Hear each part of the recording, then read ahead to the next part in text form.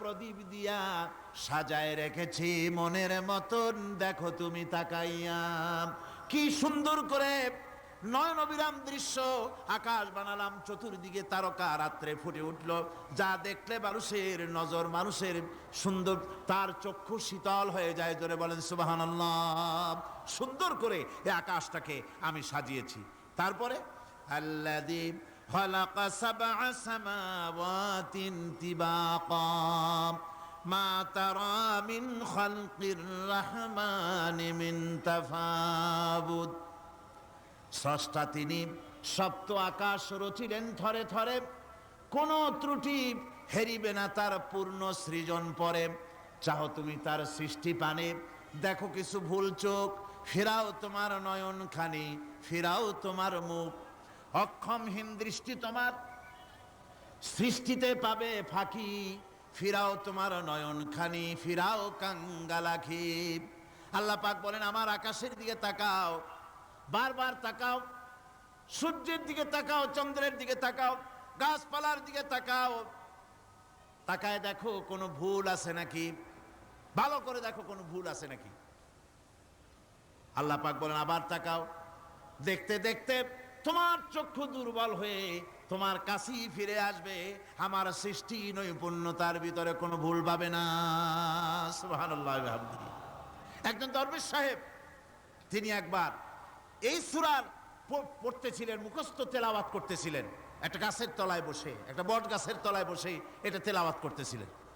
যখন তিনি পড়লেন হাল তারা মিন ফুতুর, আমার সৃষ্টি নৈপুণ্যতার ভিতরে কোনো ভুল পাওয়া যায় নাকি। দরবেশ সাহেব চিত হয়ে শুয়ে শুয়ে তেলাওয়াত করতেছেন আর বলছেন আল্লাহ রাব্বুল আলামিন, তোমার সৃষ্টি নৈপুণ্যতার ভিতরে কোনো ভুল ধরার ক্ষমতা তো কোনো মানুষের নাই।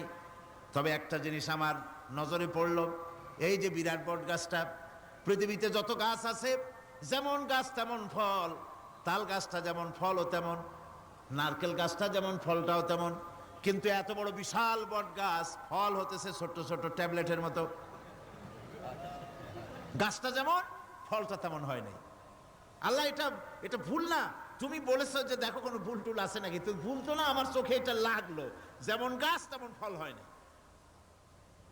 দরবেশ সাহেব চিত হয়ে শুয়ে শুয়ে তেলাওয়াত করছেন, মনের মধ্যে এই চিন্তা আসলো, গাছটা যেমন তেমন ফলটা হলো না। দরবেশ সাহেব বলেন এই চিন্তা করতেছি, হঠাৎ করে একটা দমকা হাওয়া বয়ে গেল, ডালে ডালে বাড়ি লেগে গেল, একটা আদা পাকা বটের ফল অনেক উপর থেকে বৃন্তচ্যুত হয়ে চট করে এসে আমার নাকের উপরে ফট করে পড়লো। নাকের উপরে এমন ভাবে পড়ছে নাকটা জ্বলে উঠছে। আমি সেজদায় পড়ে গেলাম। দরবেশ সাহেব বলেন আমি সেজদায় পড়ে গেলাম, চোখের পানি ফেলে আল্লাহর দরবারে মাপ চাইলাম, বললাম রব্বুল আলামিন, তোমার কোনো জিনিসের ভিতরে কোনো খুঁত নাই, নিখুঁত জিনিস তুমি বানাইছো, কোনো ভুল নাই। আমি চিন্তা করেছিলাম নারকেল গাছ যেমন তার ফলও তেমন, তাল গাছ যেমন তার ফলও তেমন, বট গাছটা যেমন তেমন ফল। আমার আন্দাজ মতো, আমার চিন্তা মতো যত বড় বট গাছ অত বড় ফলটা যদি হতো, বটের ফলটা যে পজিশন নিয়ে আমার নাকে পড়েছিল, গাছ যেমন ফল তেমন হলো, নাকও যেত, আমার মাথাও যেত। আল্লাহ রাব্বুল আলামিন বলেন দেখো বান্দা, আমার সৃষ্টি নৈপুণ্যতার মধ্যে কোনো ভুল পাবে না।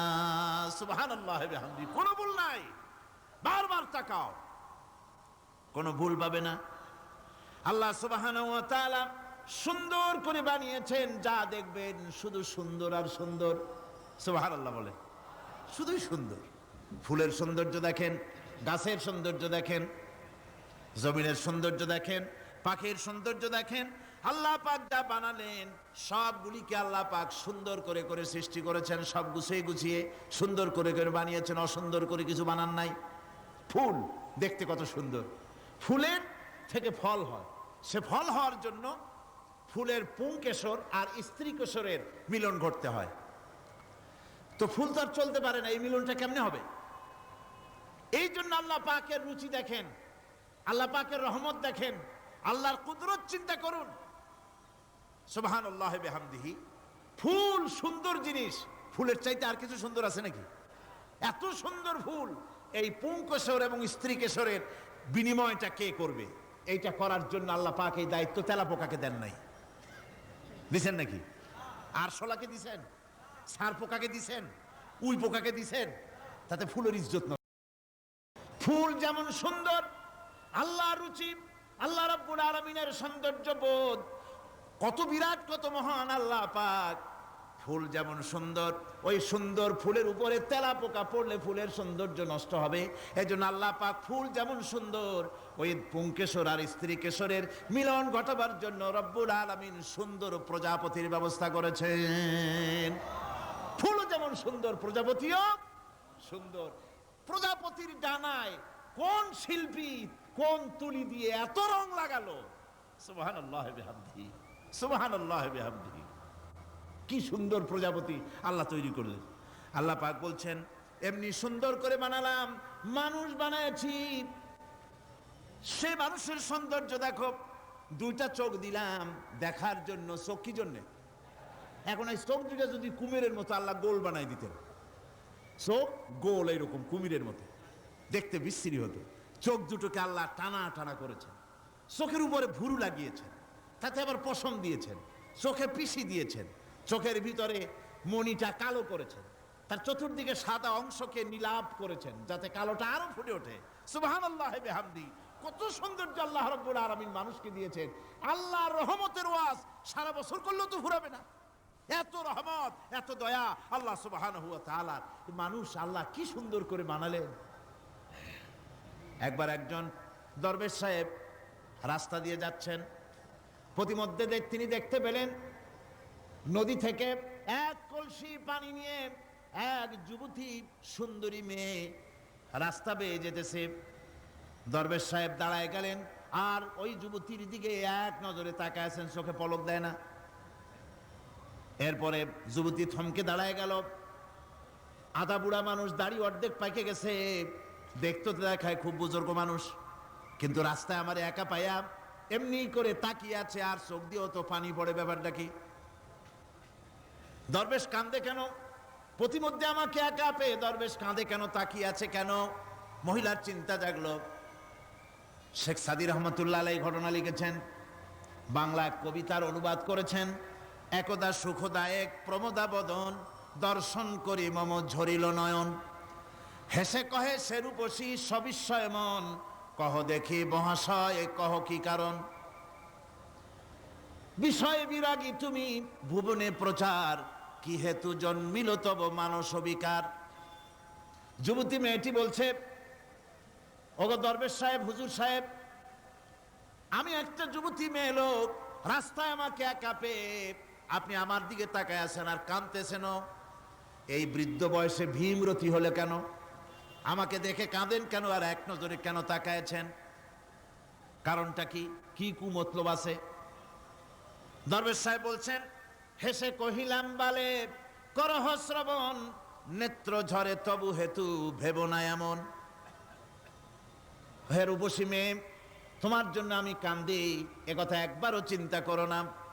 যে শিল্পী রচিল এই সুধাংশু বদন, তাহার তরে ঝরে নেত্র নয়নে জীবন। তোমার প্রেম পাওয়ার জন্যে, তোমাকে দেখে লোবাতুর এবং কামুক হয়ে তোমার দিকে তাকায় কান্দি, একবারও ভেবো না। আল্লাহর কসম, আমি কাঁদতেছি তোমার এত সুন্দর স্বাস্থ্য আর চেহারা যে আল্লাহ রাব্বুল আলামিন বানায় দিলেন। না জানি সেই আল্লাহ কত সুন্দর, যার সৃষ্টি এত সুন্দর, সে আল্লাহ রাব্বুল আলামিন না জানি কত সুন্দর। আল্লাহ পাক সেই সুন্দর আল্লাহ রাব্বুল আলামিনকে দেখার তৌফিক যেন আমরা পাই। জোরে কোন আমিন, আরো জোরে বলেন আমিন। আল্লাহ পাক বলছেন, আমি সুন্দর করে সব তৈরি করে দিয়েছি। বুঝবে তারা যারা চিন্তাশীল, যারা গবেষণা করে।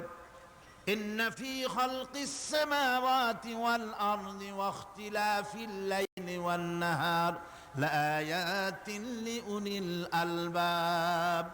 নিশ্চয়ই যারা নাকি জ্ঞানবান, তারা রাত এবং দিনের পরিবর্তন, আকাশ এবং জমিনের সৃষ্টি ইত্যাদির ব্যাপারে, এই সৃষ্টি নৈপুণ্যতার ব্যাপারে তারা চিন্তা করে, গবেষণা করে।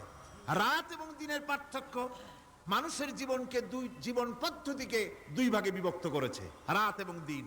দেখেন আল্লাহর রহমত এবং কুদরত সব জায়গায়। রাত এবং দিন মানুষের জীবন চলার পথকে, জীবন পদ্ধতিকে কয় ভাগে ভাগ করেছে? দুই ভাগ। আল্লাহ পাক বলেন ওয়াজআলনাল লাইলা লিবাসান ওয়াজআলনান নাহারা মাআশা। আমি রাতকে করেছি শান্তির বাহন, রাতকে করেছি আচ্ছাদন, শান্তির বাহন, আর দিনকে করেছি রোজগার করার জন্য। দিনের বেলায় রোজগার করবে, কামাই রুজি করবে, কল কারখানায় যাবে, খেতে খামারে যাবে, অফিস আদালতে যাবে, কাজ কাম করবে। এ কাজ করে করে শরীরের ভিতরে ক্লান্তি আসে, অবসাদ এসে যায়। আল্লাহ রাব্বুল আলামিন বলেন আমি আবার রাত বানালাম।